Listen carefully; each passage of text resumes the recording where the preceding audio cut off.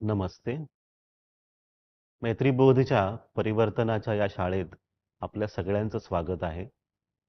आज आपण लोक काय विचार करत आहेत किंवा काय बाहेर चर्चा चालत आहे, त्याच्या बाबतीत आपण एक विषय घेऊया.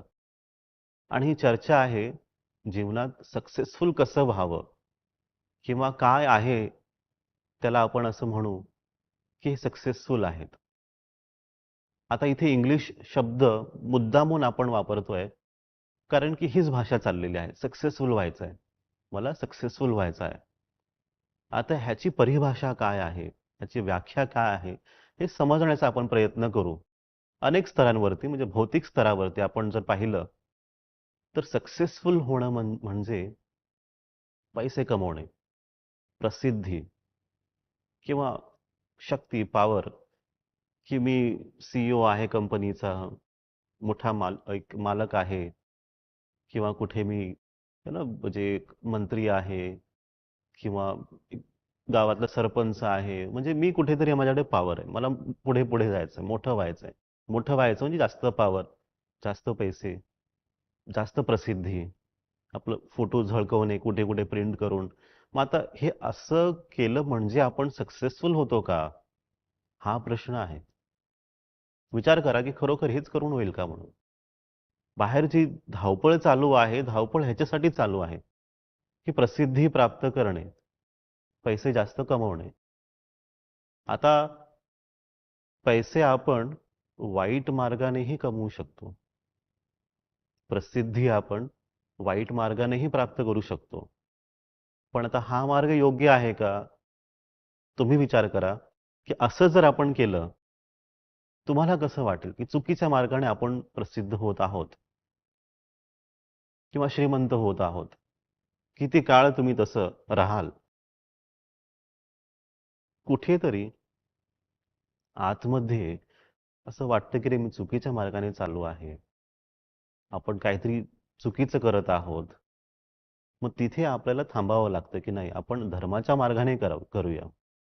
आता पैसे कमवणे हे धर्माच्या मार्गाने करू शकतो किंवा प्रसिद्धी प्राप्त करणे हे धर्माच्या मार्गाने आपण करू शकतो. मग पुढचा प्रश्न असा येतो की खरोखर हीच प्रसिद्धी किंवा श्रीमंती सक्सेसफुल होणं आहे का?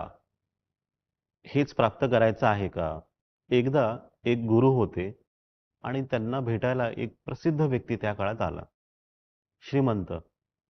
आणि त्यांच्या समोर नतमस्तक होऊन प्रार्थना केली त्यांनी की मला तुम्ही ब्रह्मज्ञान द्या, मला ब्रह्मज्ञान द्या. आणि त्याच्यासाठी ते पोचले तिकडे.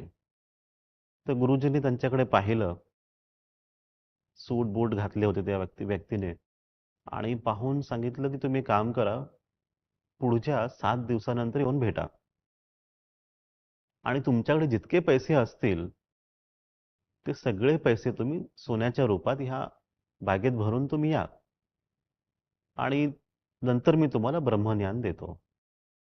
तर आता हे बोलणं झाल्यानंतर ते व्यक्ती गेले. 7 दिवसानंतर पुन्हा आले आणि बॅगेत सोनं चांदी सगळे घेऊन आले ते आणि गुरुजींच्या समोर बसले आणि बॅगही ठेवली समोर. गुरुजींनी ती बॅग पाहिली, पटकन उचलली आणि पळून गेले. आता हे असं अचानक झाल्यामुळे हे व्यक्तीही गोंधळले आणि त्याच्या गुरुजींच्या पाठीच ते पळत गेले. गुरुजी पळतायत त्यांच्या पाठी, हा व्यक्तीही पळत आहे. अरे माझे पैसे घेऊन पळून गेले. आणि त्यांना कळालं ह्या व्यक्तीला, अरे हे तो खोटे आहेत, भोंदू बाबा आहेत, फसवतायत लोकांना, पैशांसाठीच त्यांचा हा संपूर्ण कारभार चालू आहे. असं म्हणत त्या गुरुजींच्या पाठी हे व्यक्ती पळत राहिले, पळत राहिले. गुरुजीही पळतात, हे व्यक्तीही पळत आहेत. खूप थकले, व्यक्ती खूप थकली. गुरुजी पळत पळत एका झाडाजवळ जाऊन थांबले, पाठी वळले आणि ह्या व्यक्तीला तिथपर्यंत पोचेपर्यंत थांबले. आणि मग त्या व्यक्तीने गुरुजींना विचारलं, अरे तुम्ही काय करत आहात असं? पैशांसाठीच तुम्ही इतकं काम करत आहात का? हा कारभार तुम्ही चालवलेला आहे, हा काही तुम्ही पैशांसाठी करत आहात का? तर गुरुजी म्हटले की तुला जर ब्रह्मज्ञान हवं असेल तर तुला हा पैशांचा मोह सोडावा लागेल. आजही तू या पैशांमध्येच अडकलेला आहे. तुझा मोह तसाच आहे. मग कसं तुला ब्रह्मज्ञान मिळणार? आता हा विषय कसा येतो इथे, की म्हणजे आपण खरोखरच सक्सेसफुल झालो का मग इथे? की आपण आजही पळत आहोत, पैशांच्याच पाठी पळत आहोत. मग आपण किती सक्सेसफुल आहोत? याचा अर्थ असा नाही की पैसे कमवू नका. याचा अर्थ असा की तुम्ही पैशांवरती आधारित आहात. मोह स्वरूपात, की अजून, अजून, अजून पैसे हवेत. दुसरा विषय असा की एक व्यक्ती होते अमेरिकेत आणि त्यांना सध्या असंच झालं. एक घटना घडली तिथे. त्या व्यक्तींना प्रमोशन मिळालं आणि ते प्रमोशन असं होतं की मोठ्या कंपनीत सीईओचं पद, सगळ्यात मोठं पद त्यांना मिळालं. त्यांचं काम पाहून की तुम्ही आता ह्या जागेवरती बसा आणि तुमचं कार्य तुम्ही चालू ठेवा. या व्यक्तीला जेव्हा प्रमोशन लेटर मिळालं त्यांना की आम्ही आनंदी आहोत तुमचं काम पाहून, तुम्ही इथे बसा ह्या नवीन जागेवरती. ह्या व्यक्तीला रडू आलं आणि ते रडले आणि त्यांच्या मनामध्ये असा विचार आला की माझ्या जीवनाचा अर्थ काय आहे? की मला हेच करायचं आहे का आता सुद्धा? मला मशिनीप्रमाणे जगायचं आहे का? मला हेच हवं होतं का? मी जरी सीईओ झालो तरी मी काय करणार आहे? 24 तास पळपळ, धावपळ तेच चालू असणार आहे. मग जीवनाचा अर्थ असाच आहे की मला खरोखर हेच हवं होतं का? मग त्याने संपूर्ण विचार करून राजीनामा दिला की मला असं जीवन नको आहे. त्यांनी पैशांचा त्याग केला. मग पुन्हा असा प्रश्न येतो म्हणजे याचा अर्थ असा आहे की पैशांनीच माणूस सक्सेसफुल होतो का? तुम्ही विचार करा. हे सत्र संपल्यानंतर तुम्ही विचार करा खरोखर त्याच्यामुळेच आपण सक्सेसफुल होतो का? मग आपण जी भौतिक स्तरावरती व्याख्या पाहिली ती सांगते की नाही सक्सेसफुल होणं म्हणजे प्रसिद्ध होणे किंवा पैसे कमवणे नाही. त्याच्या पलीकडे मग आध्यात्मिक स्तरावरती काय? आध्यात्मिक स्तरावरती आपण कसं पाहतो? तर एका सूत्राच्या द्वारे आपण समजण्याचा प्रयत्न करू. तर आजचं सूत्र असं आहे की पूर्ण स्वयं सोडी सिद्धी विजय. पूर्ण स्वयं जो आतमधूनच पूर्ण झालेला आहे, आतमधूनच पूर्ण झालेला आहे असा व्यक्ती सक्सेसफुल आहे. तो व्यक्ती कोण? कसा? तर ज्याने सिद्धी प्राप्त करण्याची इच्छा किंवा विजय प्राप्त करण्याची इच्छाच सोडली आंतरिक स्तरावरती, की मला काही प्राप्तच करायचं नाही किंवा मी जे प्राप्त केलं ते पण सोडतोय. मला कोणाला हरवायचंच नाहीये, मला जिंकायचंच नाहीये.